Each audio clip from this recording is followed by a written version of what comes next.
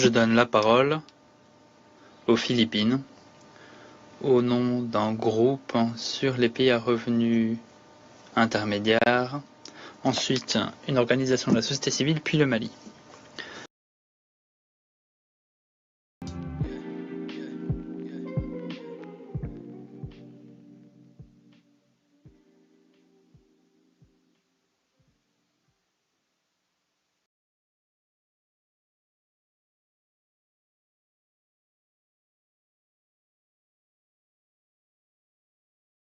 Welcome.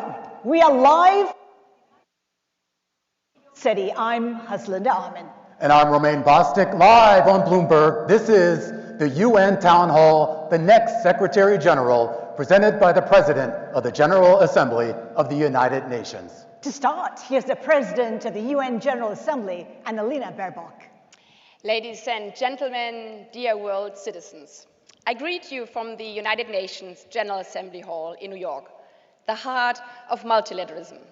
Today marks a critical step in the selection of the next Secretary General of the United Nations, probably one of the most challenging, but also most honorable job in the world.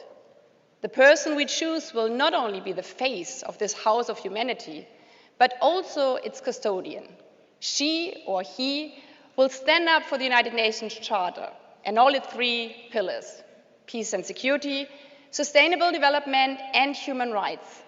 In a time of unprecedented challenges, yet also new opportunities. Thanks to our media partner Bloomberg, we have the chance to hear from all candidates today at one stage, how they define strong principle leadership in our interconnected world, how they will reform the UN to deliver more effectively, and how they will truly represent all of our world's 8 billion citizens, of whom are half women and girls. None of this will be easy, but this institution was not made for the easy times. Welcome to the United Nations General Assembly.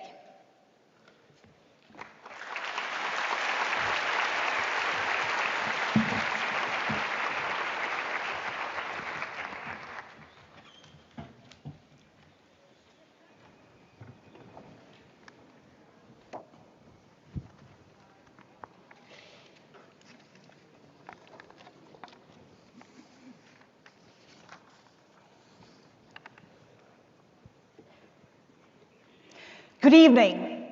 Tonight, the President of the UN General Assembly, in partnership with Bloomberg, bring together the candidates seeking to be the next Secretary General of the United Nations. At the end of 2026, Antonio Guterres will end his second five-year term as Secretary General, passing the baton to a successor. That person, which could be one of the people about to take this stage today, will inherit an institution tasked with finding ways to confront persistent warfare in Ukraine and the Middle East, to address widening economic gaps for developing nations, to reckon with the blistering and disruptive advance of artificial intelligence, and to navigate the intensifying and divisive competition for global influence amongst the world's major powers.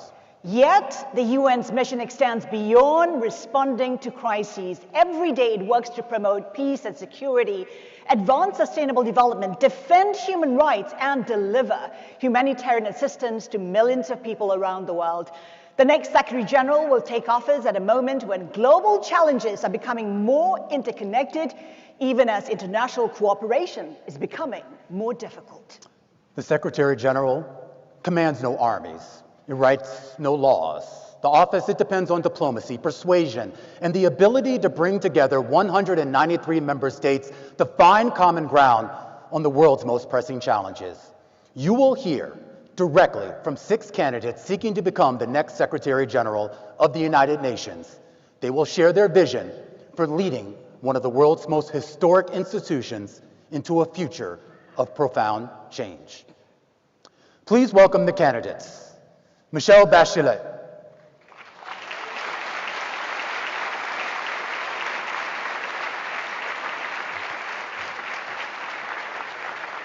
Maria Fernanda Espinosa.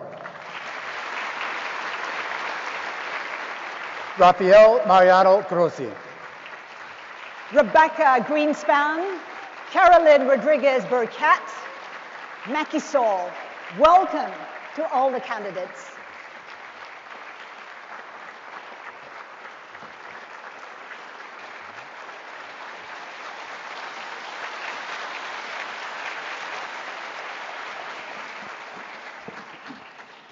Before we get started, here's how tonight's town hall will work.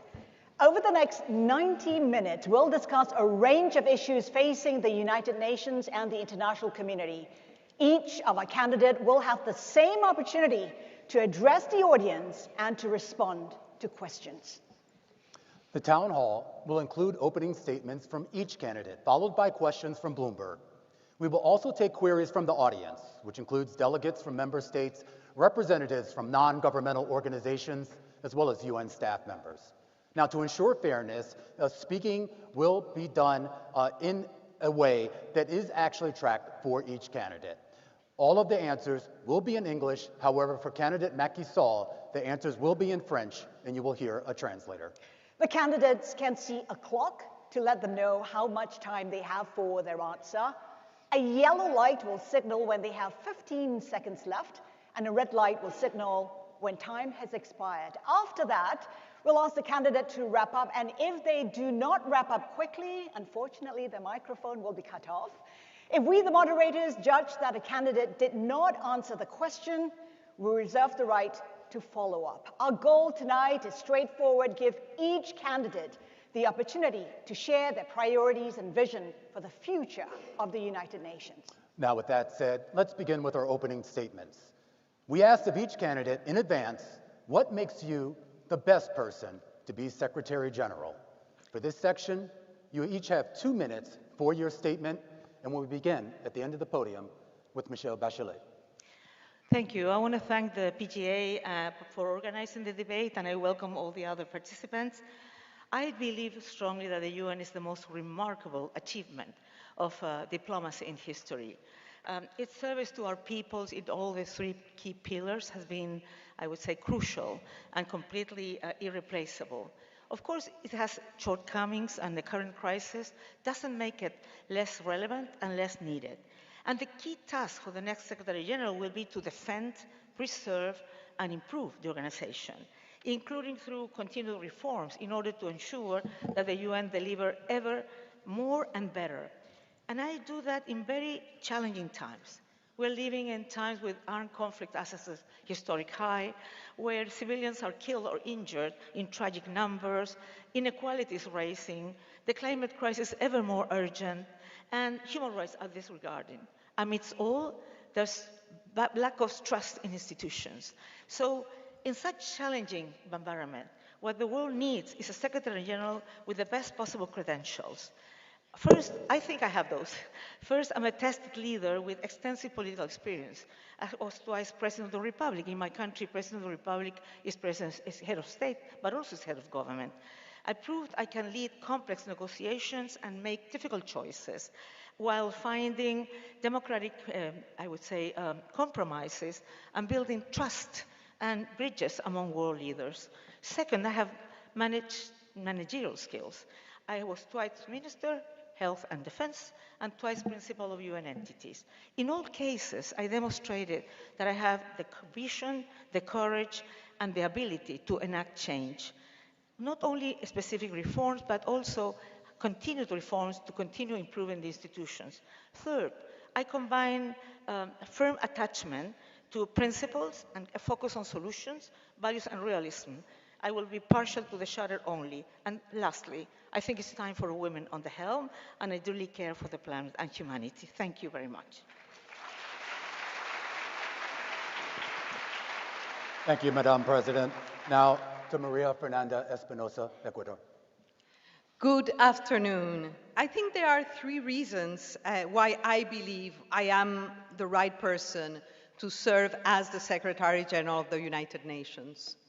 Number 1, because I have led this House. You elected me as President of the General Assembly, and in that role, I worked with every member state. I listened to every voice. I built consensus even in the most difficult times. I spent Christmas and weekends sitting in negotiation rooms, I know how this institution works, the potential it has, and the challenges. Number two, I am a reformer with a proven record. As Minister of Defense, one of the largest and more complex institutions with a staff and budget size very similar to the one of the United Nations, I reformed the armed forces. Reform was not a slogan. It led to true modernization of the institution. It strengthened its accountability, its effectiveness, its impact, and in order for the armed forces to address the new threats to peace and security in the country, from organized crime to cybersecurity. So what I did is I introduced a new business model for the armed forces. So I had the courage to transform. And number three, I bring a truly 360-degree understanding of the organization. Because of my own professional pathway, I was able to understand every corner of the very complex UN agenda, from the peace and security architecture to development and human rights. So I know very well what is the great potential of this organization, what are the obstacles, and I'm ready to face those. I think the United Nations needs a Secretary General who can unite member states, deliver reform credibly, and restore confidence in the institution. And of course, I am prepared to make that contribution to the organization. Thank you.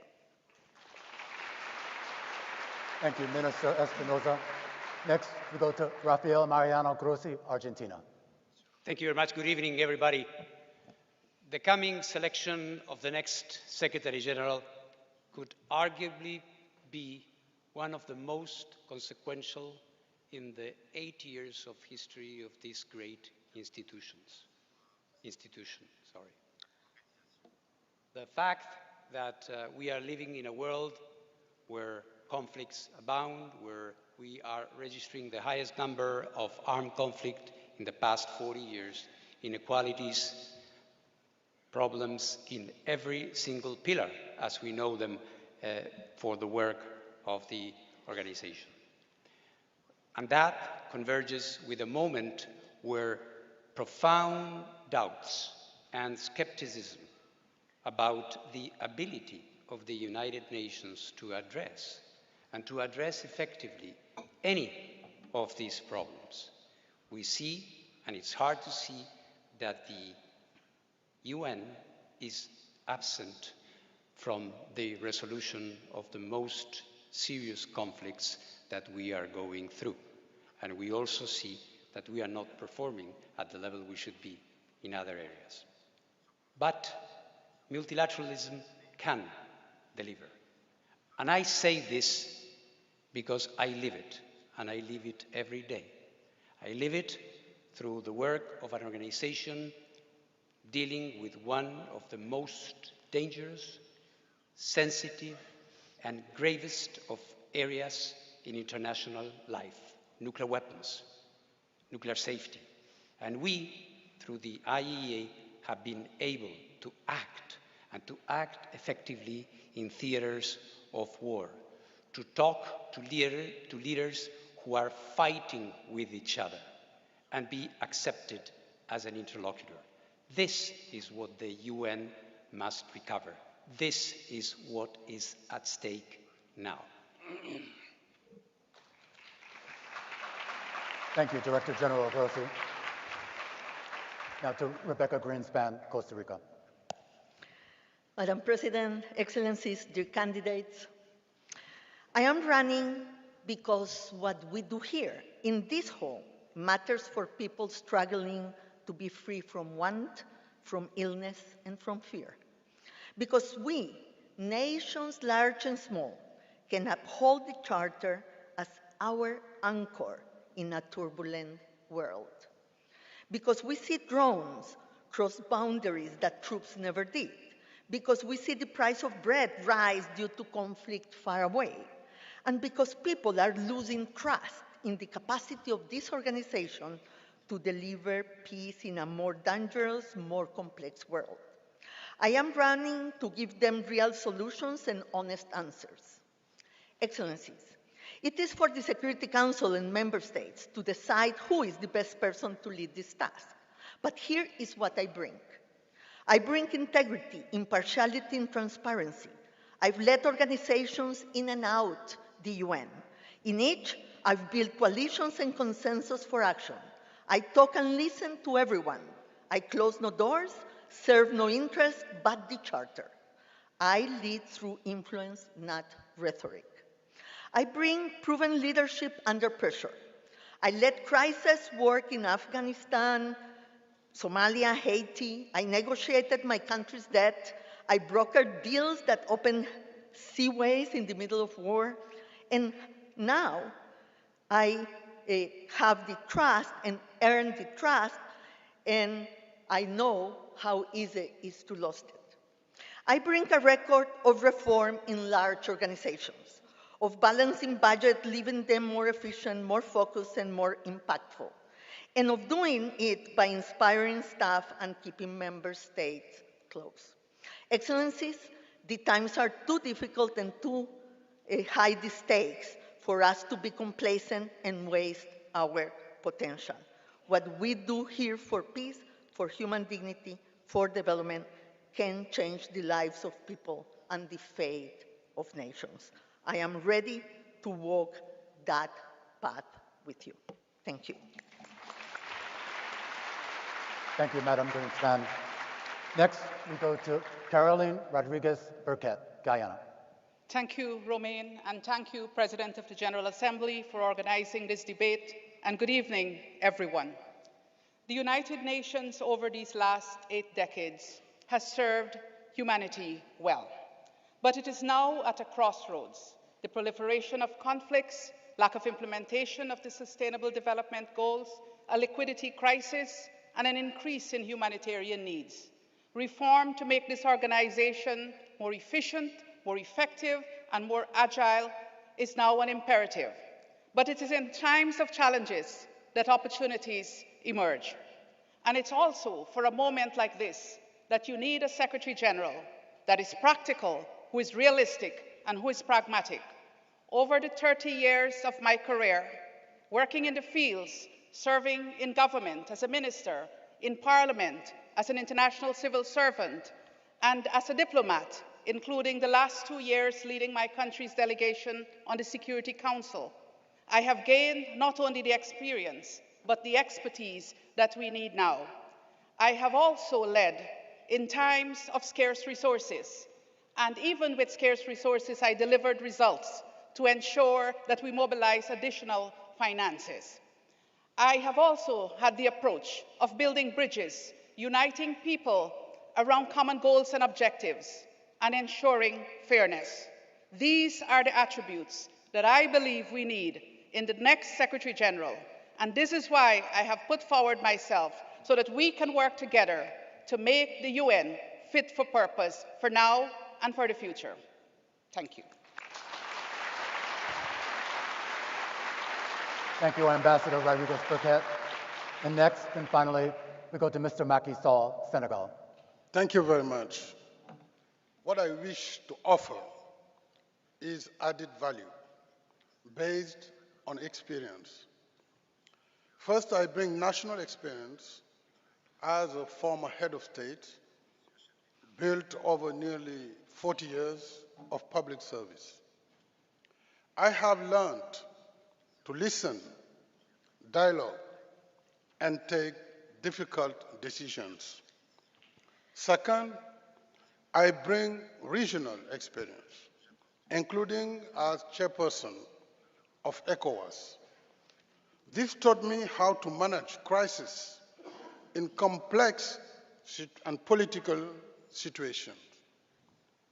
Third, I bring continental experience through my chairmanship of the African Union and NEPAD. These responsibilities allowed me to address Africa's major challenges, including peace and security, human rights, and development. I also led the successful campaign for the AU to become a permanent member of the G20. Together, these experiences taught me to work with leaders from all regions, listen to every perspective, and build practical solutions.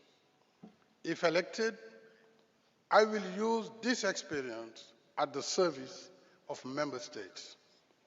I will be a facilitator of dialogue and a Secretary General committed to implementation, reform, and restoring trust. Trust in the organization, trust among member states, and trust for the people we serve. I thank you. Thank you, President Sall. Now we'll move to our first round of questions. The candidates will answer questions from both us and our audience. Each candidate will have 1 minute to respond and will rotate who answers first based on a random drawing conducted before tonight's event. In our first section, it actually focuses on crisis and conflict. The United Nations, as we know, was founded to help maintain international peace and security, but as we speak, there remains unresolved conflicts in Gaza and in Iran, long-running humanitarian crises in Sudan and in Haiti. And of course, you have growing civil wars and insurgencies in places like Myanmar and the Sahel, all testing the legacy and the limits of international diplomacy, and all set to test the power of the next Secretary General and his or her resolve to uphold the mandates of the UN Charter ratified 81 years ago. And here is our first question to all the candidates. And the question is, the current crisis over the Strait of Hormuz demonstrates how regional conflicts can threaten global energy markets and trade, closing a critical shipping lane for the world. Yet, the Security Council was unable to adopt a resolution. If diplomacy inside the Council fails, what would you do to ensure the UN still plays a meaningful role in keeping the peace? Let's start with Ms. Caroline Rodriguez-Burkett. The floor is yours. Thank you, Haslinda.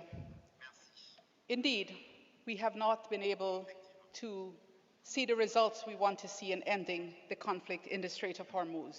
But I believe that there is space for the Secretary General, when there is no agreement by members of the Security Council, to present options that could possibly be utilized to dialogue with the conflict parties. I'm not oblivious to the geopolitical situation, but one thing the Secretary General does not have the luxury of doing, and that is not trying. The Secretary General must try, and I would be that Secretary General that would try, whether it is in Iran or in Haiti or in Sudan or in the DRC, to put those proposals to the Security Council if the tools at my disposal as Secretary General are not good enough. Thank you. Thank you. Mr. Macky Sall. Merci beaucoup. Vous l'avez rappelé. As you reminded us, there are many different crises, and the UN is not at the heart of negotiations on them. Sometimes the organization is on the sidelines. On the Strait of Hormuz and on many great crises, we need more than ever a Security Council that functions in line with the provisions of the UN Charter. Because in reality, global security, peace and stability is something that is incumbent on the Security Council, and the lack of trust between the members today, particularly between the permanent members, is that means that crises go on without solutions being found. As Secretary General, the added value I could bring is to speak to everyone, even at times of difficult tension, and create the necessary corridors of dialogue so that our goal to keep the world safe be one that is carried by this organization. So to be in dialogue with everyone, speak to everyone, build bridges of communication. Thank you. Rebecca Greenspan. Thank you. The blockade of the Security Council is when the job of the Secretary General starts, because precisely is to open the possibilities for agreement, the job of the Secretary General. I was in a very similar situation when we brokered the agreement in the Black Sea initiative, precisely for the grain and the cereals be able to be traded and for prices in the world markets to drop and for people around the world not to suffer the consequences of the regional conflict. And we can do the same in the Strait of Hormuz. We should have engaged very early on with all the actors to try to open up, at least for the benefit of the people that are suffering far away from the situation in the Strait of Hormuz that is affecting everybody. Michelle Bachelet. Well, I think that, first of all, the Secretary General should try to prevent and anticipate these things from happening. But when they cannot be prevented, of course, he has to use all the tools that the UN Charter gives them. Good officers, has to maintain bridges with parties in dispute, insist on the peaceful settlements of disputes. It can mediate, send special envoys, etc., etc. Sit together with member states, with the regional grouping, and see what else can we all together produce a positive effect. It's not easy, but I think the most important thing is that the Secretary General cannot give up. He has to insist and try and see different strategies and help member states to identify different strategies so peace can be brought to the people. At the same time, he has to ensure that the organization provides humanitarian assistance and support victims of those conflicts so we have no lives lost. Rafael Mariano Grossi. The metric of the success of the Security Council in a world like the one we are having is certainly not the amount of resolutions that can be adopted. We all assume that there is fragmentation, so the absence of an agreed resolution, one could say, is the most predictable outcome of these situations. Today, by coincidence, today, in this House, the Security Council was meeting, and they were discussing preventive diplomacy, conflict resolution, and of course, the issue of Chapter 6, Article 33, the Charter, all these things that are being mentioned. The issue, then, is not that we do not agree that the Secretary General has a role to play in those circumstances. The issue is to have the Secretary General that is really able to do that, to be impartial. Impartiality is one of the most difficult traits of the job of the Secretary General, which is not indifference, it is having the ability to put forward concrete solutions, to listen, not to condemn, to be there to solve a problem. Maria Fernanda Espinosa. Well, I think the conflict that you described shows us the current nature of conflicts. They are regional, they have spillover effects, and I think that the UN should mobilize the muscle of the UN to look at the spillover effects and support countries that are sometimes thousands of miles away because of the increase in energy prices, in food prices, the disruption of supply chains. So that is a role for the Secretary General. And the second role is, as my colleagues have stated clearly, persistence, being an honest broker, not just claim that you are impartial, but be perceived as an impartial, honest broker by the member states. There is always space for the Secretary General to operate as an honest broker.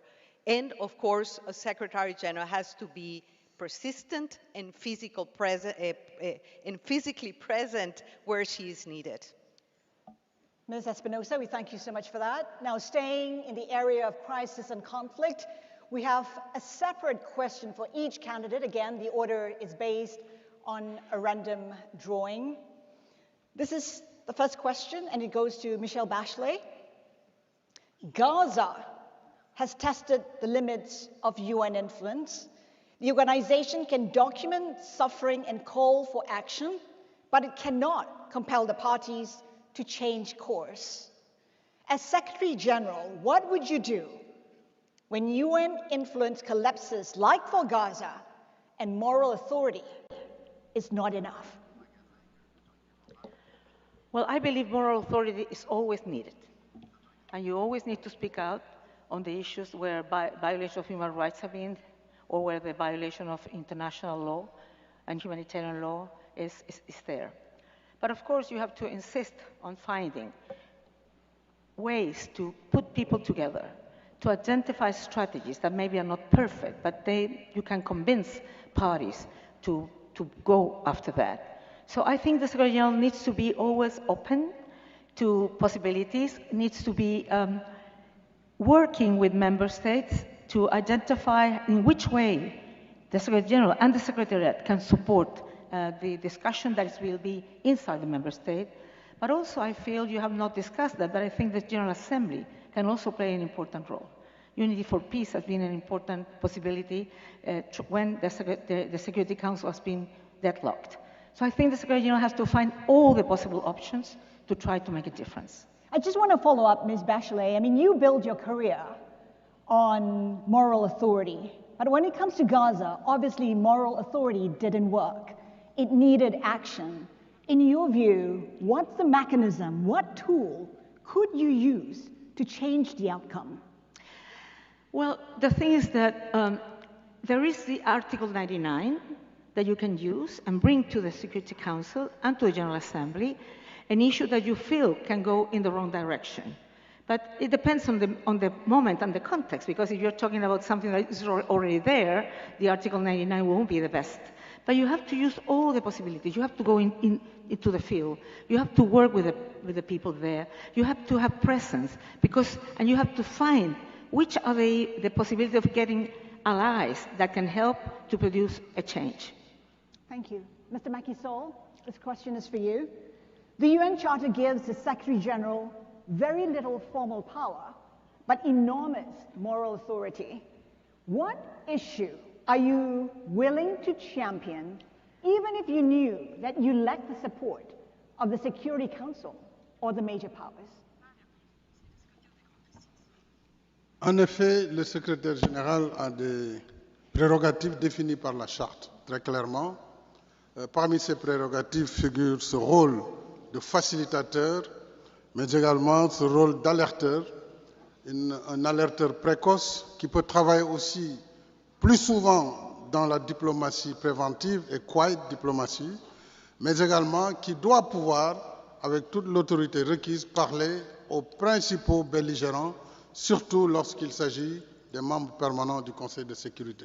Et c'est là où le travail est le plus difficile, mais je crois que l'impartialité du secrétaire général, sa responsabilité de conduire l'organisation avec la confiance des États membres doit l'amener à être ce bâtisseur constant de ponts entre les pays et de création de la confiance qui nous permet d'assumer notre rôle historique. Parce que les leaders de nos pays ne doivent pas détruire l'organisation. Au contraire, ils ont chacun une ambition que l'ONU doit continuer à jouer le rôle qu'il a toujours joué, et ça a été un rôle très important depuis la fin de la Seconde Guerre mondiale.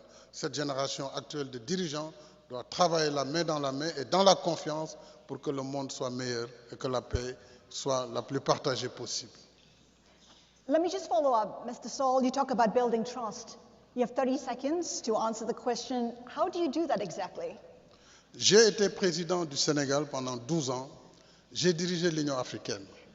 Je me rappelle, après le déclenchement de la guerre en Ukraine, j'ai été amené à devoir aller rencontrer le président Poutine. Tout le monde n'était pas d'accord, puisque c'était un moment où il y avait énormément de tensions. Mais justement, puisque je représentais un continent d'1,5 milliard d'habitants qui vivait des conséquences sur le blocage du port d'Odessa, sur l'absence de facilité de commerce sur les engrais pour les pays africains, il fallait donc, malgré cette tension, aller à Sochi, mais aussi aller à Kiev. Donc il faut que le contact soit en permanence établi, quelles que soient les tensions, et c'est ça le rôle impartial que le secrétaire général doit jouer pour rétablir la confiance entre les membres. Thank you, Mr. Sall. Caroline Rodriguez-Burkett. The Security Council is increasingly paralyzed by vetoes. As Secretary General, how would you make it effective when its most powerful body cannot act? I believe that, as I said before, there is always space for the Secretary General.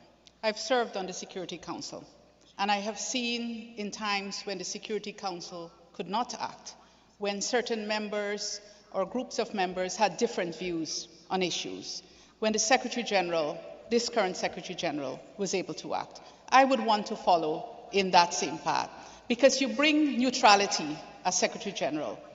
You bring a lack of motive only to help the vulnerable and those that are in need of the UN's assistance. And so I think I would capitalize on that neutrality, capitalize on the tools at my disposal, but also on the footprint that the UN has on the ground, that we could receive all the information that we need to make certain proposals to the Security Council. And the Security Council might not act today, but it might act next week, based on the Secretary General's recommendation. Would you take action without Council authorization if it means preventing a crisis? The Secretary General, yes, the Secretary General is the Chief Administrative Officer of the organization.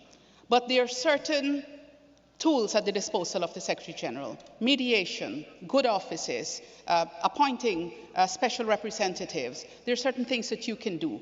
Of course, there are times when that might not be enough, and you would have to depend on the Security Council. But if, for example, a veto is going to bring immense suffering, then I would want to speak with that member state to let them know what the consequences of that will be. Maria Fernanda Espinosa, this question is for you. Your vision calls for the breaking down of traditional silos and treating today's challenges in a more integrated way. When it comes to climate change, which is increasingly fueling conflict, migration, food insecurity, and humanitarian crises, how would you reorganize the United Nations so climate is treated as a cross-cutting challenge rather than simply an environmental issue? Well, thanks for this question. I have thought a lot about that. If we only think that there are more than 14 ASGs in this House dealing with climate change and not working necessarily together, climate change, I think it's not the problem, it's a symptom of a lack of harmony between our consumption and production patterns, our footprint, and the impact it has. You said well, climate change and climate shocks fuel conflict. What we are suffering is, I think, a crisis of implementation. We have the knowledge, we have the technologies, we have the agreements, we're very close to meeting for the 31 times in COPs, and yet emissions continue to grow. And yet small island developing states and coastal communities continue to suffer.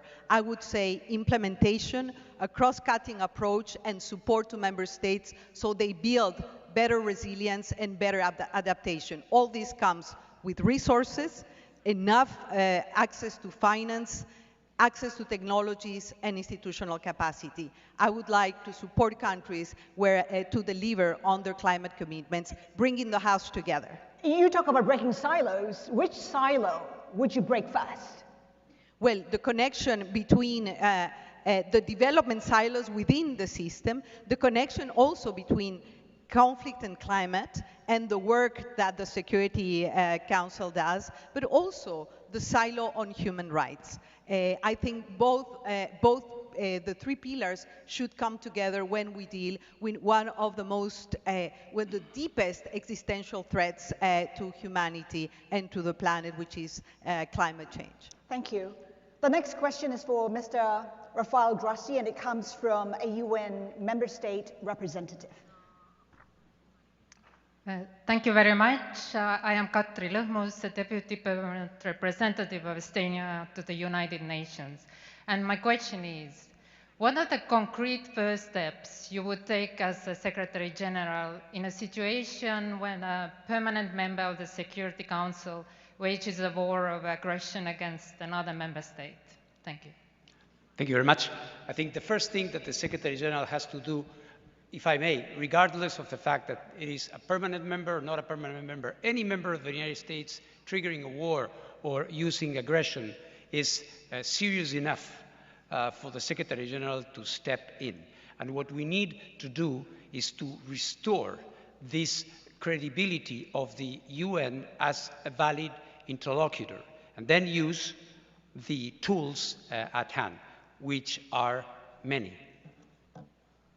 Which tool in particular would you go for first? Secretary General must use all the tools that the Charter mentions, and this means, first of all, talking and listening. Second of all, tackling a conflict from a realist perspective, which means that nice words won't do. We have to look at the roots of the conflict. We have to know why a country took the most gravest decision of all in international relations, which is the use of force, a decision that does not come lightly. So we need to understand that, and we need to understand, of course, the victim of that aggression, and provide for solutions that are viable. This question is for Rebecca Greenspan again. It comes from a UN NGO representative. I am Kabin Doumbia, representing Appui Solidaire pour le renforcement de l'aide au développement, NGO Astrad Mali. And my question is, across many regions, particularly the Sahel, conflicts are increasing, driven by the impact of climate change, environmental degradation, food insecurity, and forced displacement. What concrete action will you take to train preventive diplomacy and ensure that climate security, local and community peace building become central pillars of the United Nations peace and security agenda? Thank you. Can you help me on the first part of the question, because I couldn't understand? Basically being asked how you would ensure that civil society, especially local organizations, are meaningfully involved in these efforts. In addressing the climate change issue and the relationship of climate change with peace and security. Did I understand correctly? That's correct. Yeah, thank you. Thank you very much. I'm sorry the sound was not very, very good.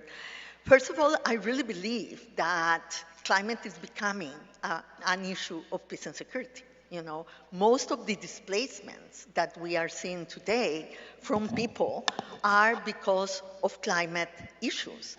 And so obviously it desestabilized countries, desestabilized regions, and the relationship with the local organizations to be able to craft these strategies, to be able to help the communities, is a major pillar of any action that the UN has to take.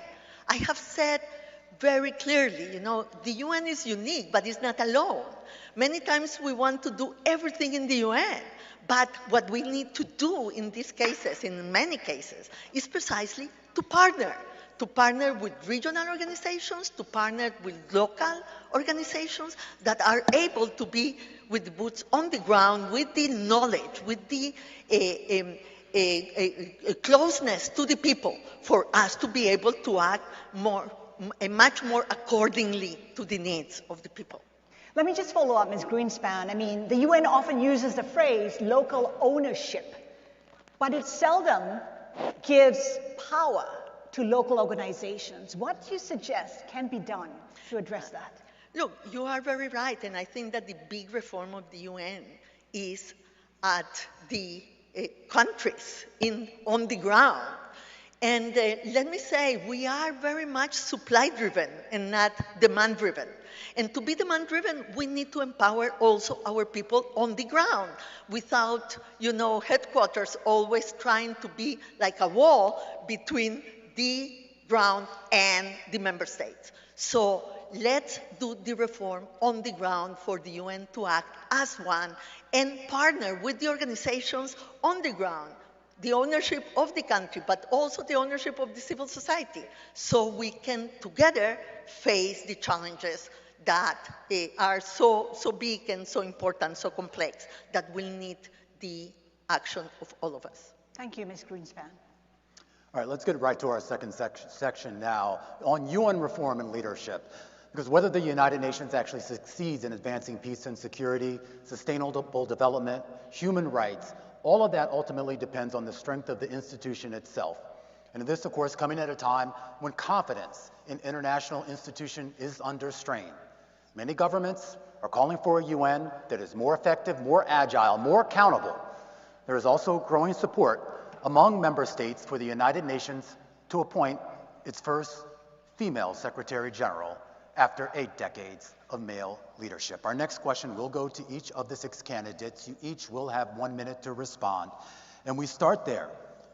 If elected Secretary General, the question is, at the end of your first term, what would you want governments and people around the world to say that the UN does better then than today? And I start with you, Madam Espinosa. Well, after 5 years, I see the organization with great hopes because I believe in human agency and in political will.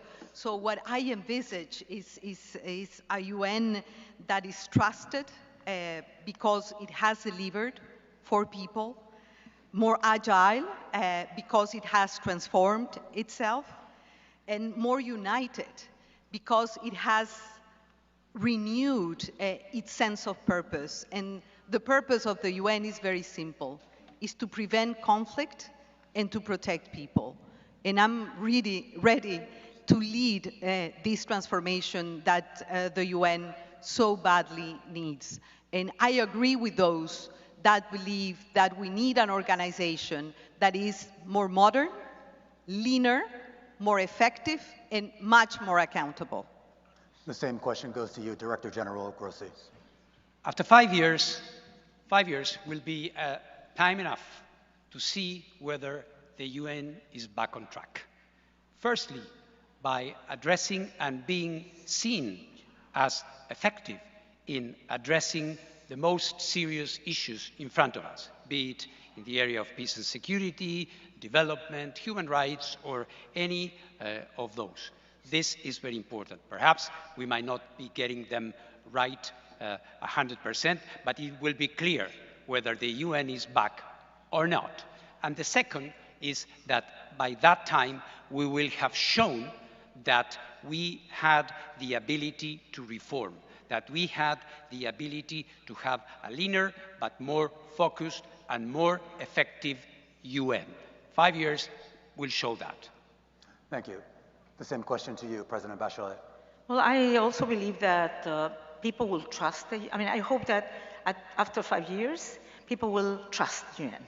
And they will trust because they will see a UN that's closer to their issues, that is responding better to their needs and their demands, who is also, I believe that the reform will produce a leaner UN, but muscle one, because we need a UN that is leaner, but not weak. We need a UN that is able to produce what people need to produce, to have. I believe in a UN that could be closer to the states, and they feel that the Secretary General and the UN represents truly the 193 member states, and that everybody can have a voice that will be heard. The UN is this unique space when everybody, weak, powerful, and powerless countries can dialogue and can find solutions.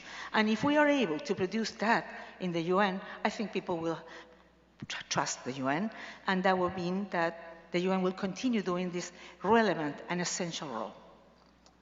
Rebecca Greenspan. Yes, 5 years from now, I would like nobody to ask me again, where is the UN? That will be my indicator. I would like to see a UN that is back at the table in the scenarios of conflict. I would like to see a UN that has rebuilt trust, but has used that trust to deliver results on the ground. A more united, more effective, more agile UN. But also a Secretary General that has opened the spaces and the partnerships, the engagement with the Security Council and with the membership of the General Assembly, and that is able to bring them to the table, to bring them to talk and dialogue. What are the different ways in which we can tackle the problems? A Secretary General that has open doors and that is used by every member of this hall to solve the problems that the people face. Ambassador Rodriguez-Burgett. A few things. First, that the reforms that the UN is engaged in now would have been completed and would have started to deliver, especially on the ground, because that's where the impact is most felt. And that also we have a post-2030 agenda that is realistic and that is workable, mindful that this next Secretary General will be there in 2030. So we need to start working on that post-2030 agenda, and we should have that by the next 5 years. Also, that the UN must be more present, especially in the peace and security arena, that we would have moved from where we are today to a UN that is delivering better in peace and security, both on the prevention side and ending of conflict side. And also that we would have seen that a woman as Secretary General can deliver working with member states. Mr. Saul. Merci beaucoup. Au terme de mon mandat, si j'ai la confiance des États, je voudrais laisser une ONU confiante, une ONU efficace, une ONU qui aura réussi sa transformation digitale, profitant des bienfaits de l'intelligence artificielle, mais surtout une ONU réformée tant au niveau du secrétariat qu'au niveau des États membres. Parce qu'en réalité, sans les États membres, quelle que soit la volonté du secrétaire général, les réformes seront timides. Au niveau des États membres, il nous faut réinterroger nos méthodes de travail. Nous avons 40 000 mandats aujourd'hui qui ont été activés dans les différentes instances de l'organisation. Plus de 27 000 réunions annuelles. Alors, l'impact doit être prouvé. Et c'est cette réforme des méthodes de travail qui devra nous permettre d'arriver à l'efficacité, mais aussi une meilleure harmonie entre les différents services de l'organisation. Et je voudrais, pour terminer sur ce point, prendre l'analogie de l'orgue, qui est un instrument musical très important, qui utilise des tuyaux, mais chaque tuyau émet un son qui peut être grave, qui peut être aigu, qui peut être cristalline, une note cristalline. Mais il faut un orguiste, quelqu'un qui sait mettre en harmonie ces différents instruments. Nos organisations, avec les différents services, doivent avoir un organisateur de cette harmonie. Et si l'ONU devait être un orgue, je crois pouvoir avoir la capacité de donner une belle partition au nom des peuples que nous représentons. Thank you. Mr. Grossi, there is definitely a difference between influence and authority. The Secretary General often has influence through the power of persuasion. Can you give this audience an example of where you have used your influence over authority to get what is necessary? Well, I think it's clear that so far, and I say so far, because there is an ongoing war there, but we have been able, the IEA, to establish the only independent multilateral presence in a theater of war to prevent a nuclear accident with radiological consequences at the Zaporizhzhia nuclear power plant, where our inspectors are now deployed, established. As you can imagine, as we all can imagine, it was not easy to get to that possibility. And we have negotiated 6 by now, ceasefires between the Russian Federation and Ukraine to be able to do indispensable repairs that would prevent a major accident. That is only possible through credibility. That is only possible when you come to the table, the real table, and not the imaginary table, with viable solutions. That is one example.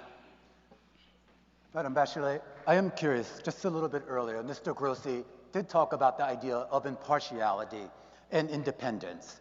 When we talk about the Secretary General and the dependence on member states to fund this organization, you, as Secretary General, if you were so selected, would have a duty to speak independently. If a major donor were to threaten to withhold funding unless you soften your criticism of them, what would you do? I will speak. I will speak out loud what I think is my moral authority and my duty. And I have to tell you, when I was UN Women Civil Director, there was this donor who came and said, if you do that, I will take all your funds. And I did it because that was what needed to be done. It took all the funds off, and we tried to fund other funds. So for me, neutrality, impartiality, independence is in my DNA. I've always done that all over my life. And I have proven that that is so important because that's the only possibility that the 193 member states feel that this Secretary General really represents them all, the powerful and the less powerful. Otherwise, it's terrible because if you permit yourself to be pushed, I have been pushed for other reasons as well as High Commissioner of Human Rights to not launch certain documents. But I did it because it was my duty. And you have to do your duty. Otherwise, it's not worthy to be Secretary General. In doing that duty, Sorry? pushback from France, from Russia, the UK, the United States, from many China. Countries. From many countries. Thank you very much. Ms. Greenspan, the next Secretary General is likely to face sustained financial pressures as it undergoes this reform. If you had to make a difficult choice financially, what would you protect at the United Nations at all costs? I don't agree with you. First of all, because if we start by saying first what is everything that we are going to cut or stop to do, we will be in the worst situation. I have negotiated a lot in financial scenarios. Believe me, that's not the first thing you do. First of all, we have to build on the resolution that just passed here on the liquidity crisis of the UN and convince, because I think that the financial crisis is linked to the political crisis of the organization.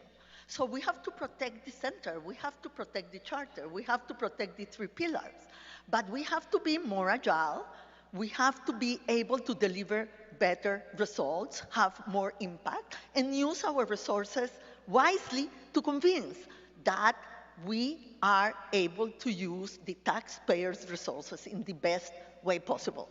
But don't start by giving up. That will be a bad strategy. But even when many of those resources are being withheld, the amount of arrears right now to the UN, particularly by the United States, is unprecedented. Absolutely. I understand that. And believe me, I know the numbers. Yes? But what I'm telling you is that it's not giving up from the beginning, not trying to convince, not trying to bring solutions to the problem that we are facing. And I think that part of it is try to have a stable financial path for the UN. When you don't know what you are counting on, you cannot be strategic and you cannot do your job. So I think that next year is a good year to have a package that will bring back a stable financial perspective for the UN. President Sall, you have used the word trust several times here tonight. How would you actually preserve your independence in the face of the P5 without losing trust of either the Security Council or the people that you are going to represent? J'ai déjà prouvé par mes responsabilités antérieures mon indépendance. Mon indépendance qui a consisté dans ma diplomatie à dire qu'il n'y a pas d'exclusivité, qu'il n'y a pas non plus d'exclusion. Le dialogue, pour moi, s'impose avec tout le monde. Et aujourd'hui, cette crise de liquidité, en réalité, elle met en sourdine une crise de confiance. Et le prétexte, c'est la réforme. Donc, j'ouvrirai vraiment open book les comptes de l'organisation. Je mettrai également à la disposition de tous les États membres les propositions de solutions de réforme, tant au plan budgétaire qu'au plan des ressources humaines, de façon transparente. À partir du moment où les choses sont claires avec tous les États membres, il appartient maintenant à chaque État membre de remplir sa part de responsabilité et donc de s'acquitter de son devoir qui est sa cotisation par rapport à l'organisation. Mais le premier acte, c'est rebâtir la confiance et ça va être l'élément le plus important, je crois, dans le travail du futur secrétaire général. We now want to go back out to the audience for 2 questions, and the first one will be for Maria Fernanda Espinosa, coming from a UN member state representative. Thank you. I am Ambassador Kalilu Ibrahim Tutangi, Deputy Permanent Representative of the Republic of Sierra Leone to the United Nations. As Secretary General, what specific UN Security Council reform would you champion? How would you engage in building the consensus to make it happen? Thank you. Well, thank you, Excellency, for the question. I think that the Security Council needs to improve its working methods and needs to be more effective. There were a few months ago, there was a special session looking at implementation of the resolutions of the Security Council, and there were many options discussed there, which I fully support. Basically elevating the role of the Secretary General as an intelligence provider, as an honest broker, as scenario building, as providing options to the service of the Security Council members. Now, regarding the reform of the Security Council, we should not only focus on numbers, but we should focus on effectiveness and impact. With regard to the role of the Secretary General regarding the reform, the Secretary General has to provide prime secretariat support for a process that is in the hands of member states.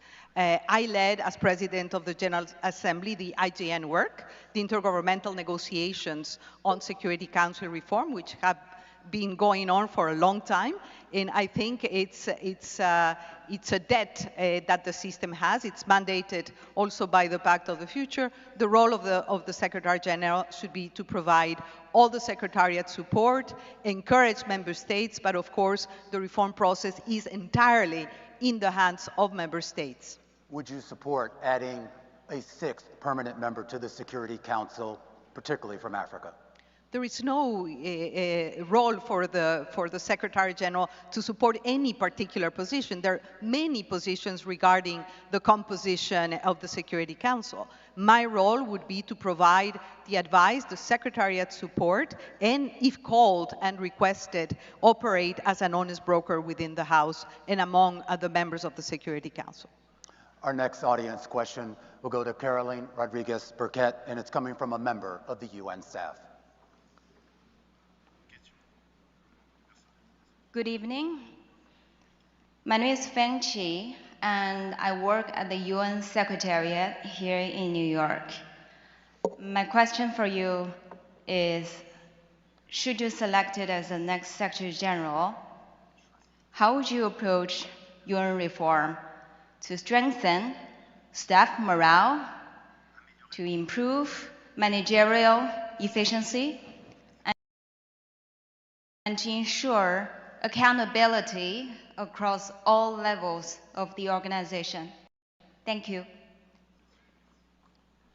Thank you for your question, and thank you for your work as a staff of the United Nations. First of all, we have already started in the Secretariat the reform to make it more efficient and more effective. And as Secretary General, I will continue that work to make, using technology, for example, to make it more effective. But a Secretary General is as strong as the team around her, and an organization is as strong as the people who work for it. And what I've heard in my consultations with member states, they would like to see the staff of the Secretariat look like the world it represents. And so certainly looking at the unrepresented and underrepresented countries will be a priority. I understand that change brings trepidation, and as we go through this reform, that will be very much present there. But I hope that I can be a motivator as well of staff as we work to deliver better. Thank you, Ambassador. Now we'll turn to our final section, global challenges and opportunities. The defining challenges of the next decade, artificial intelligence, climate change, pandemics, migration, and economic fragmentation are reshaping the world faster than governments and international institutions can adapt. They transcend borders, blur the boundaries between peace and security, sustainable development and human rights, and require new forms of international cooperation. Our final opening question is for all candidates. Each will have 1 minute to respond. The United Nations was created to bring governments together. Today, many of the world's most consequential decisions are not made by governments, but by private companies. What role should the Secretary General play in shaping the actions of powerful private actors who increasingly influence global security, development, and human rights? Mr. Macky Sall, we start with you. Merci beaucoup. C'est un sujet très important puisqu'il concerne l'un des piliers les plus importants, c'est le pilier développement. Et on ne peut pas parler de développement aujourd'hui et de financement du développement, parler de prospérité partagée, sans changer le paradigme du développement. Il nous faut aujourd'hui créer l'opportunité d'élargir cette prospérité au niveau mondial. Ça veut dire qu'il faut réformer d'abord l'architecture financière internationale. Le seul financement public, on le sait, ne suffit pas pour apporter des réponses appropriées.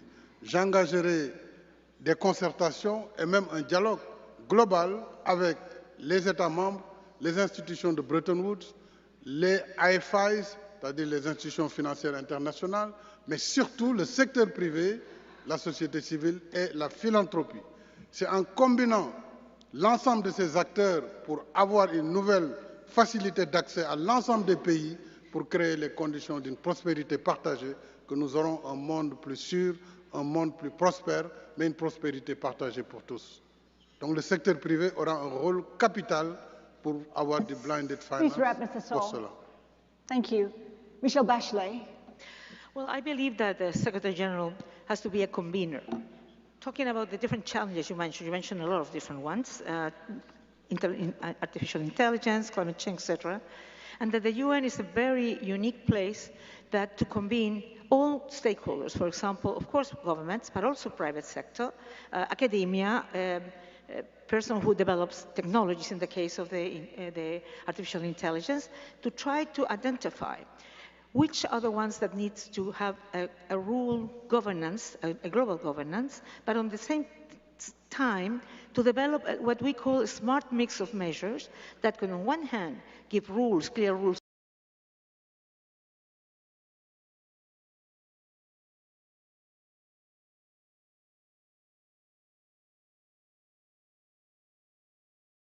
essential issues. So I think the Secretary General has been in the past, and can be a very important convener.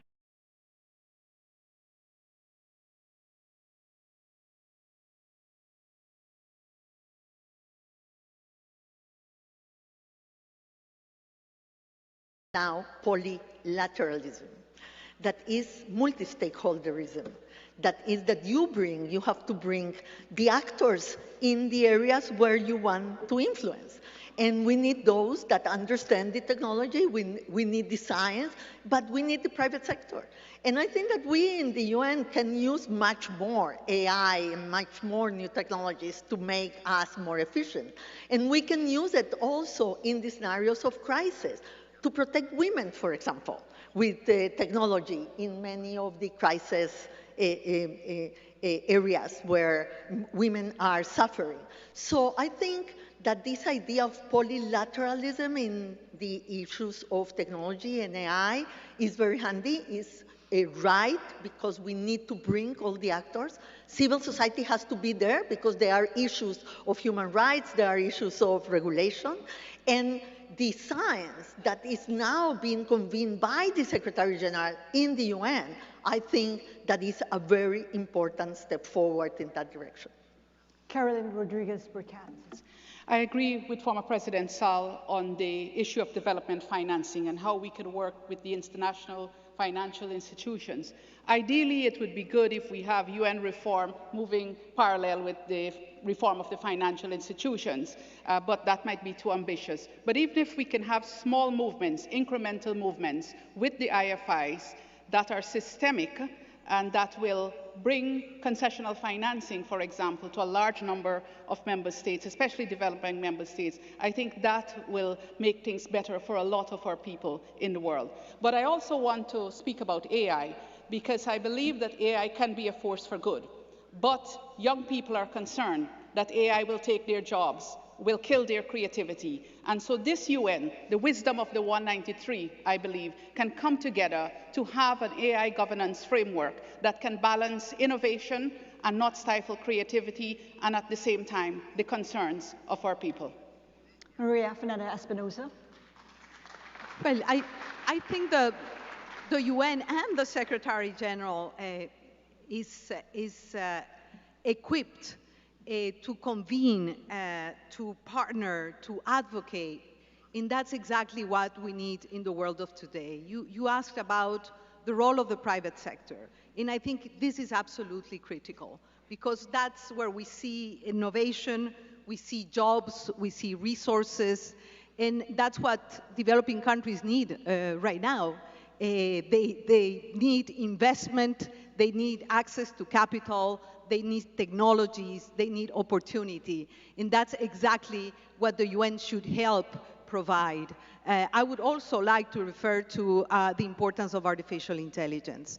There is a revolution happening in front of our eyes, and we have seen the UN already convene a few days ago in Geneva. The UN being a convener, but ensuring that AI is used for good, and that the source code of all the new technologies is human dignity. So we should share the opportunities, but also share the risk and work on them together. The UN is very well positioned on that. And again— Please wrap it up, Ms. Espinosa. Excuse me? Please wrap it up. Oh, well, I was going to say that we need to come to grips on how to better integrate the power of the private sector to work together hand in hand with the UN. This is very important, understanding, of course, very clearly that this organization is an intergovernmental organization. The same goes for civil society. Thank you. The self-evidence of what the question has, the role of the private sector, must be understood in the UN, and apart from general assertions, we must see where we need to understand that. Of course, in the area of development, this is quite clear. Official development assistance is diminishing at dramatic pace, and we need to recognize that. We need to recognize how we do development assistance in a way that will allow capital investment, enabling measures to set foot and to allow this role of the private sector to be really efficient. So that requires an understanding that certain top-down approaches, sometimes ideological approaches, are not working. In the area which has been recognized by my colleagues here of artificial intelligence, coming from a technical organization like the IAEA, we are very much aware of that. Here, neither starry-eyed optimism nor unjustified fears, just the right approach, which is not a top-down thing. Yes, the UN is looking at it, but some others are doing it. Just a few days ago, a new international organization has been set up to deal with that. So this means— Mr. Grossi, please wrap it up. This means that there are different approaches. Thank you. Now, staying in the area of global challenges and opportunities, we have a separate question for each candidate. Ms. Greenspan, we'll start with you, and it's on trade. Trade is increasingly being shaped by geopolitics rather than economics. Tariffs, export controls, and shifting supply chains are becoming tools of national security. What role should the Secretary General play in preventing economic fragmentation from becoming a source of global instability? Thank you very much. Let me start to say from the beginning that in a multipolar world, if we don't have multilateralism, we will walk towards fragmentation. Multipolarity with multilateralism is what will give us the promise of inclusion and prosperity for all. So let's not see this as two different things. They are the same thing. Geoeconomics had a lot of space at the beginning of the century, yes? But now it's true. Geoeconomics and geopolitics are two sides of the same coin. You know that I come from a trade organization. I believe in trade. I believe in trade for small and medium-sized countries to be able to benefit from the global economy. And I think that multilateralism has to be put forward precisely to avoid fragmentation. Fragmentation will happen if multilateralism doesn't step up. Just to follow up very quickly, powerful states weaponize trade. What mechanisms can be put in place to shift that behavior? Well, but let me tell you, if you look at the numbers of trade last year, trade was much more resilient than all of us predicted. And why? Because we have regional trade. Regionalism is back. Integration, different agreements between groups of countries are setting the rules of the game for them, even if at the global level, trade is being weaponized. So those are resilient instruments that countries have used to make trade still an instrument for growth and prosperity. Thank you. Mr. Grossi, this question is for you. Artificial intelligence is changing warfare as rapidly as it's changing commerce. Should the United Nations lead efforts to establish global rules for autonomous weapons, and what should those rules entail? There are certain guardrails that can be applied, but we have to be extremely careful. Some people say that we need an IAEA for AI, because here you have an international organization that deals with a very sensitive technology and has been doing it right. Unfortunately, the algorithmic space, the way in which frontline models are developed in a very diffuse way through different jurisdictions, makes it extremely difficult to go for a top-down, over-normative approach on AI.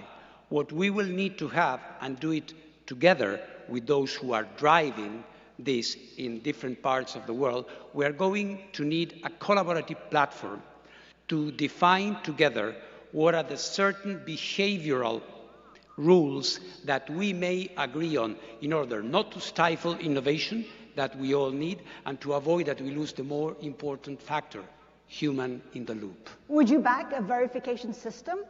A verification system of the type that you have for nuclear weapons, for example, would be an illusion. So you need something different. It would be good for me to say, yeah, do what we do at the IAEA. IAEA is based on material balance of tangible things. This is a different dimension, requires a different approach. Ms. Rodriguez-Paquette, the question is for you. What is the most important lesson from COVID-19 that the world has yet to act upon? And if another pandemic arises during your first year in office, what would be your first priorities be? Let's not call that into existence at all, because that would be devastating for the world community, especially now when we face severe financial constraints in many of our countries.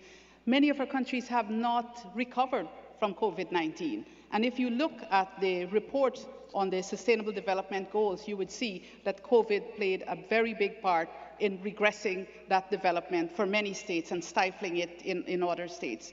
I think we need to be prepared. We must always be prepared.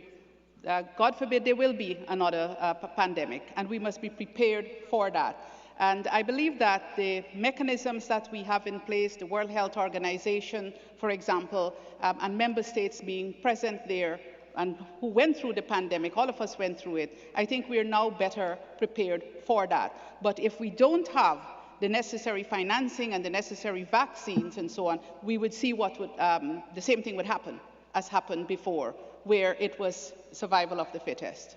So what would you do? I mean, if wealthy nations were to hoard vaccines, what would you do? The Secretary General would have to use her voice. But apart from that, you will need to have the cooperation of all member states for us to address this. And this General Assembly discusses the pandemic ever so often, but I believe in the wisdom of our combined 193 member states as well. And we have seen what the pandemic has caused before, and I don't think that we want that to happen again. Ms. Espinosa, this question is for you. At a time of fiscal pressure and competing priorities, how would you convince wealthier nations that financing climate adaptation is an investment in global stability rather than simply foreign aid? Well, I don't think that we need to convince countries to do that. I think that the evidence, the data is out there, the science is out there. If you invest in resilience building and adaptation, you will have less migration, you will have more economic prosperity, you will have people living with dignity, protecting their livelihoods. So it is the best investment, and there is tons of evidence that that's the case. And I think we need more investment in adaptation for sure, more investment in resilience building. If you look at the outlook between investing in mitigation, in lowering emissions, and in adaptation, the balance is like that. So we need to balance investment in climate mitigation, adaptation, resilience building. The mechanisms are out there. There is a lack of implementation and political will. The Secretary General is well placed to make it happen and to make implementation and climate action a reality, especially because countries are for vulnerable countries in particular. Mr. Sol, this question is for you, and it comes from a UN member state representative. Good evening. I am Ambassador Taonga Mushayavanu, permanent representative of the Republic of Zimbabwe to the United Nations. And my question is, what initiatives will you implement to advance meaningful reform of the global financial architecture, including address the debt burden, as well as operationalizing the severe commitment so that the Global South can access development financing on a just and equitable terms? Merci beaucoup, Excellence, Monsieur l'Ambassadeur du Zimbabwe. Je l'ai dit tantôt, une concertation globale sera engagée pour réformer l'architecture financière internationale. On voit tous le poids de la dette. Et ce poids de la dette pour les pays en développement est moins relatif, est moins dû à l'ampleur de la dette qu'aux conditions de la dette. C'est-à-dire que les pays en développement, malheureusement, s'endettent 5 fois, voire 8 fois plus cher que les pays développés. Et cela est dû aux mécanismes qui sont en place. D'abord, les mécanismes de garantie et de primes de risque par rapport aux pays en développement. Donc, cette concertation devra aussi impliquer les agences de notation qui doivent travailler de concert avec les États membres, avec les AFI, pour que nous définissions un cadre approprié pour un accès équitable aux conditions financières. On le sait, le financement public ne répond plus aux attentes, surtout qu'il a baissé drastiquement. Il faut donc associer le financement privé, mais mitiger le risque, parce que c'est là la limite du financement privé, et faire en sorte que les pays, par l'investissement privé, par le partenariat, puissent davantage commercer, et c'est dans l'intérêt de tous les États membres. Thank you. And now to Michelle Bachelet, a question from a civil society organization representative. Good afternoon. My name is Rosario Diaz Garavito, representing the Millennials Movement, and my question is, in a context where human rights are increasingly challenged, how will the human rights pillar be prioritized in your mandate? How will the United Nations ensure that funding for human rights remain as part of the humanitarian response, including through the Office of the High Commissioner of Human Rights? Well, as Secretary General, I must acknowledge and act upon legitimate concerns regarding the efficiency and the effectiveness of the UN. As High Commissioner of Human Rights, I have seen firsthand how critical they are for the prevention of conflict. First of all, it's a real important tool on prevention of conflict and also in peace building, but also I would say as for the development of a member state. And as a Secretary General, I will be ready to speak up with responsibility, but also with robust reason, every time is appropriate, contributing to effective measures and also to end violence and violations. But I will actively seek to demonstrate to all concerned that human rights is crucial for international peace and also for sustainable development. I will ensure stronger coordination, I would say, among different agencies, funds, and programs that do develop human rights work at the ground. The other thing is to work with member states to avoid cuts to an organization that is chronically very ill financed and also human resources are not big amounts of it. That's only, I believe it's only like 2 or 4% of the budget, of the regular budget that goes to the Office of the High Commissioner. And I will actively engage with leaders everywhere to ensure that we can mobilize voluntary contributions so human rights can be that important key pillar of the UN. Thank you, Ms. Bechley. Let's move to our final question now, and it does focus on the first words of the UN Charter. We, the peoples. You will each have 1 minute to explain what you see is the greatest threat facing the world's peoples. And I begin with you, Caroline Rodriguez-Burkett. I would say the threat to multilateralism. Multilateralism is the guarantee for our global security and protection, and we have to protect this at all costs. I know that the world out there is looking to see how multilateralism is benefiting the people on the ground. How is it ending conflicts or preventing conflicts? How it is delivering on development? But I also believe that we have an important responsibility, and as Secretary General I would work on this, is to communicate to our populations about the importance of the United Nations and multilateralism. The generation of World War II is not with us anymore. And history has a way of repeating itself if we don't learn from it and if we don't communicate about this. But I think communicating the work of the UN is better when it's also underpinned by action. And action to make changes on the ground, to see development on the ground. And that is what I would do as Secretary General, communicating why the UN exists, why multilateralism is important, but also what actions are being taken by the United Nations to address the global challenges we face today. The same question to you, Mr. Sall. Merci beaucoup. Si nous voulons représenter dignement les peuples et répondre à la promesse de la Charte, nous devons revenir aux fondamentaux de l'organisation, la paix, la sécurité, le développement, les droits humains. Agir efficacement sur ces leviers permet de donner une réponse appropriée à la jeunesse du monde. Je rappelle aujourd'hui, on a près de 4 milliards de jeunes pour lesquels il faut trouver une éducation, une formation, un emploi. Il faut surtout défendre les femmes dans leurs droits, les jeunes filles dans leur éducation et dans leur statut. Donc, travailler de concert avec l'ensemble des États membres autour de ces priorités doit permettre, à l'issue des prochaines 5 années, de voir que l'ONU est revenue au centre du jeu mondial dans le cadre d'un multilatéralisme rénové au service de l'ensemble des États membres. Mr. Grossi.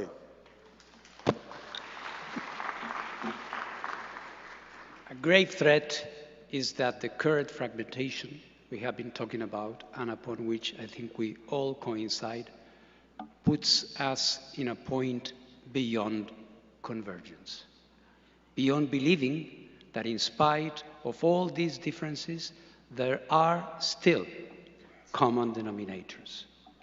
That generation 80 years ago had differences, but it understood that to avoid the scourge and the misery that had affected them twice in one generation, they had to do something different. We are in a difficult position now, and it is not impossible that we will reach the point that canceling out each other will be the rule. And for that, there is still one UN. Let's not forget that. Ms. Greenspan. I think that the main challenge for we the people is the belief that might is right, is the weakening of international law and humanitarian law, is the erosion of the belief what founded this organization, that was the great powers thought that they needed restraint. That's why they built an international organization where they will exert restraint, not only power. And we need to bring back that idea to the UN. We need to bring back that idea to the great powers and for the coalitions for multilateralism. A multilateralism coalition, the most stable coalition in the small and medium-sized countries, because we need the law, we need the framework, we need the charter, and we need to bring back to it, to the main initial idea, all the other powers also to be able to stabilize the capacity of the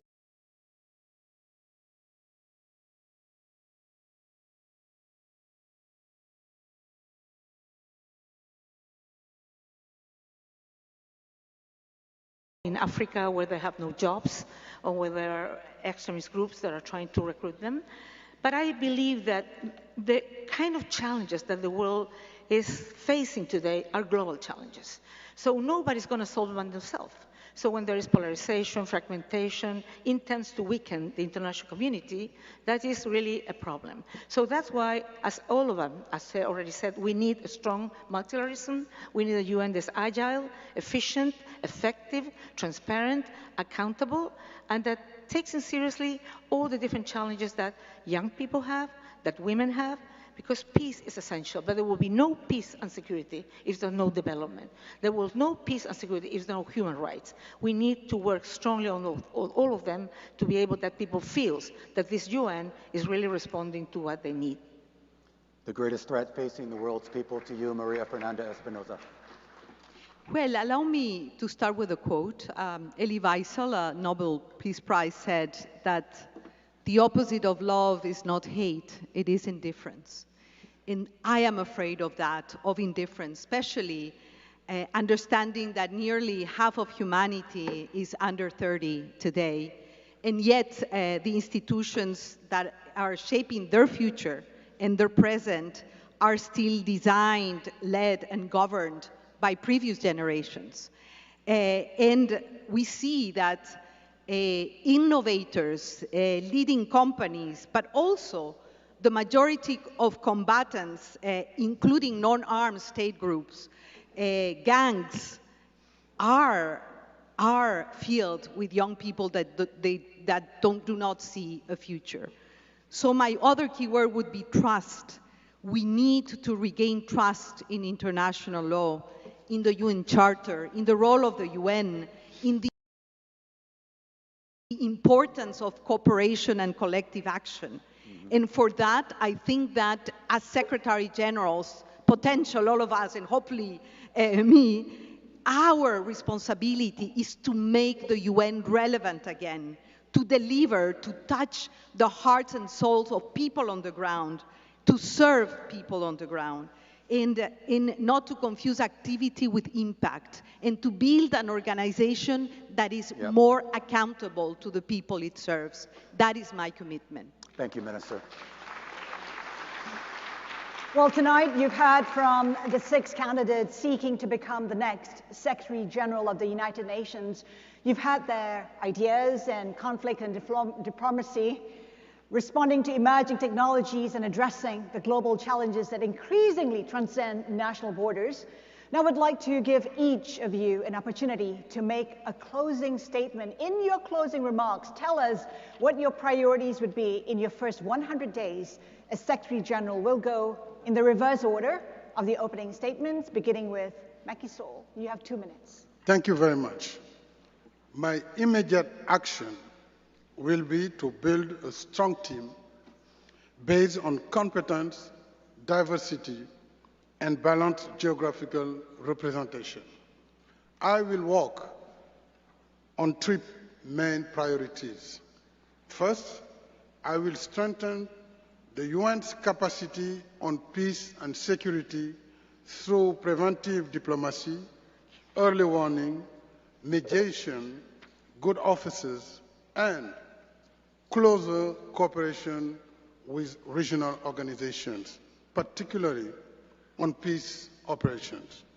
Second, I will initiate an operational review of its structures and mandates to improve the organization's efficiency and impact. I will launch consultations with member states on reform, including the UN80 initiative. I will also work with member states to address the UN's liquidity crisis while improving accountability and transparency. Third, I will keep human rights and development at the heart of the global agenda.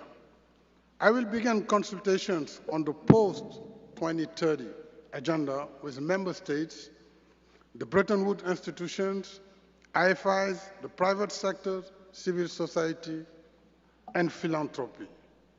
I will promote development financing based more on investment, trade, and partnerships while improving developing countries' access to capital market, knowledge, and innovation. In my first 100 days, I want to restore trust and put the UN on a path to become more agile, more effective, and ready to listen, act, and bring people together. Thank you. Carolyn Rodriguez-Burkett. The first order of business, obviously, will be deploying my senior team. And of course, it will be geographically balanced. Firstly, of course, competence, but geographical balance and gender balance. And then I'll focus on 5 things. First, it's reform, advancing the reform of the Secretariat, which will be under my authority. But another aspect of that reform is providing the member states with the neutral information that they need to make the structural reforms, because that reform is in the hands of member states. Secondly, it will be on conflict resolution and prevention. And there I would look how the tools at the disposal of the Secretary General, be it mediation or the good offices, can be used or can be better used, and start deploying those. Thirdly, the humanitarian situation. We have a really terrible humanitarian situation, and some work has already been done in trying to improve that. But I would want to advance that, looking at what are the impediments, political, logistical, and how we can deliver better. And thirdly, addressing the unrepresented and underrepresented countries. I will have to commence that, because that came up from a lot of member states in the interactive dialogue. And so I would want to start work on that. And commencing discussions with the international financial institutions. As I mentioned before, even small steps that are systemic, that can bring relief to countries, especially when it comes to concessional financing, would make a huge difference, even as we work for greater reforms. But I want to do that in partnership, not from a pedestal speaking to the IFIs, but working in partnership and, of course, with member states. We have the multidimensional vulnerability index, and work has already started on going beyond GDP. But how do we use the MVI, for example, to work on concessional financing for the most vulnerable countries? And I would do all of this, working in close collaboration with member states, given my commitment to be close to member states, being accessible to member states in a very systematic way and not in an ad hoc fashion. I believe that's realistic for the first 100 days. Rebecca Greenspan. Yeah, momentum is set on day 1. So in my first 100 days, I will return peacemaking to the heart of the organization. I will restore trust in the UN as a convener and establish a good officer support unit in the Executive Office of the Secretary General, a small, agile team operating at the highest political level. I will engage from my first day in office with all member states, the Security Council, and the parties to conflict. On peacekeeping, we need an integrated planning structure for peace security. One-size-fits-all tools no longer work. Pretending otherwise wastes resources and erodes credibility. We must be demand-driven and not supply-driven. Focus on realistic delivery, and we must partner more with regional organizations. Second, UN 80 broke important ground. Member states have invested in this process that must not go to waste. But cutting costs is not enough. Without a vision of change, that only will make us weaker. I will reform how incentives work, tackle the behavior that drives duplication and unhealthy competition. And we also have to reform from the top, not only from the bottom. I will build on Resolution 80-270 to put these organizations' finance back on solid footing. Third, rebuild trust. This is the most important ingredient for transformation. As we move from point A to point B, there will be fear, uncertainty, and disruption to the status quo. Not all will be convinced, not all will be eager. I treat communication and credibility as part of mandate delivery. I will engage the public through the formats, language, and platforms that they use. I will embody the change I will bring to this organization. And day by day, recover people's trust in the work that we do. Please wrap up. Thank you very much. 100 days might not be enough to do everything that needs to be done to put the UN back on track. But they will be a very good indication whether we mean business or it's just the same old thing.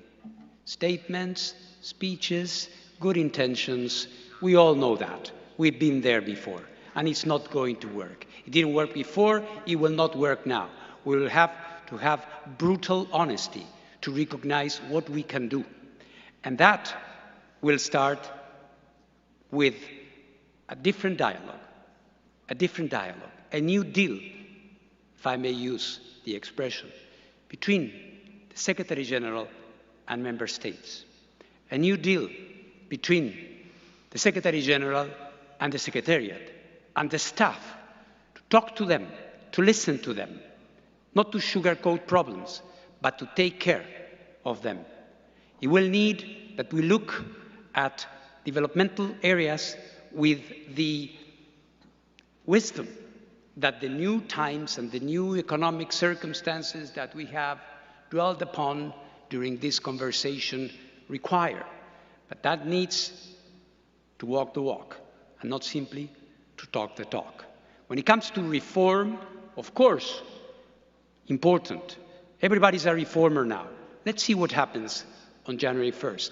We will have to see and to separate what is within the mandate of the Secretary General, and there, yes, resolution, not wasting time.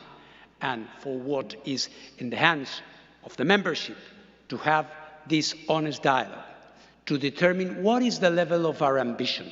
What do we really want to do with the UN? It is perfectly possible. We shouldn't lose hope. A UN that works, although it sounds incredible, is possible. Maria Fernanda Espinosa.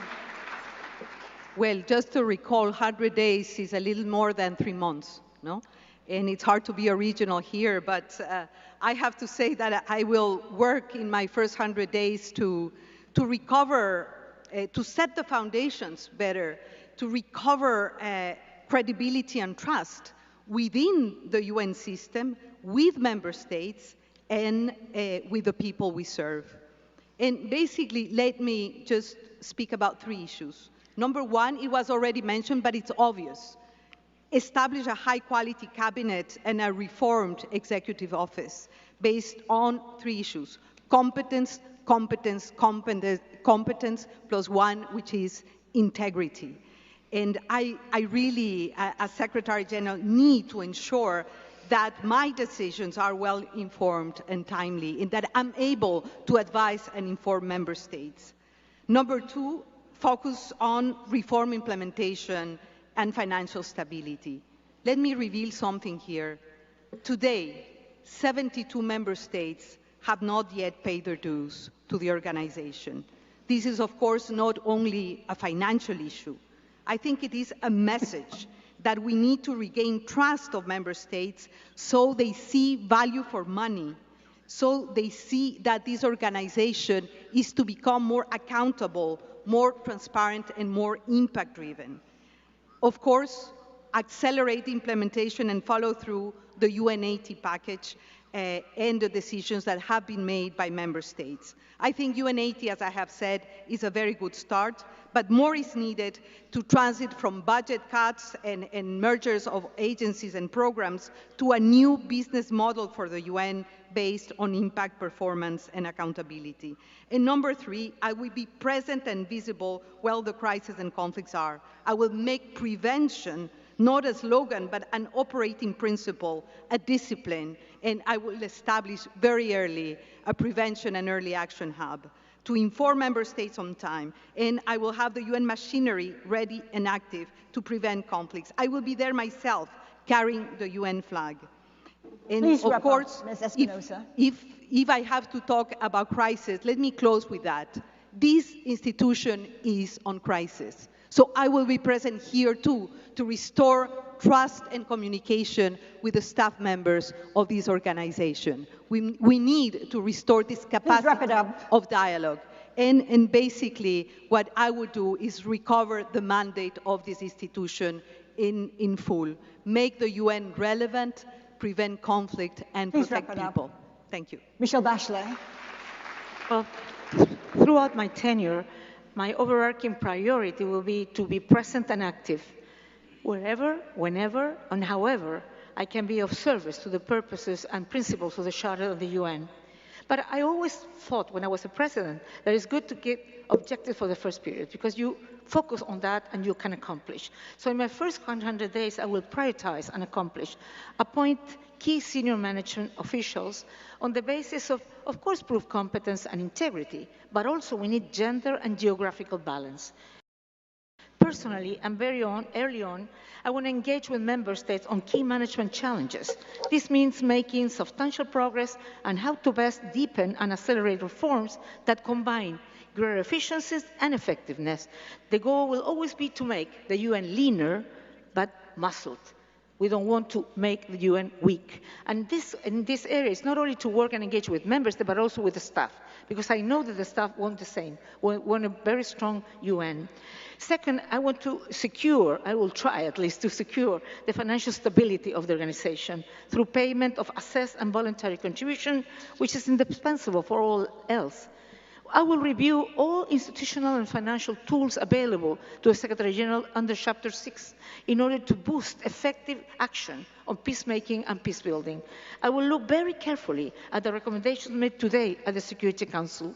Meanwhile, identify opportunities for enhanced contribution to resolving current conflicts, especially where violations of human rights and international humanitarian law are the gravest and humanitarian needs the greatest. Guided by existing multilateral commitments, start a sustained and result-oriented dialogue with all relevant actors to exponentially increase finance for development and climate action. This is a very condition for robust, long-term sustainable development, and also something that's been absent here, the ensurance of the Agenda 2030. To succeed, I will work in good faith with all those willing to help ensure the UN continues to be the tremendous, powerful force for good